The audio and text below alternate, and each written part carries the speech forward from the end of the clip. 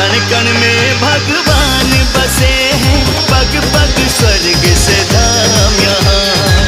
गंगा यमुना सरस्वती मिल चरण पखारे राम यहाँ।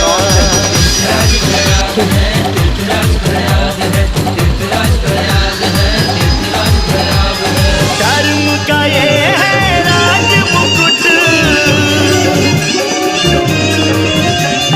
धर्म का ये है राज मुकुट, सनातन गौ का नाज है पावन संगम की धरती, ये प्रयागराज है, ये प्रयागराज है।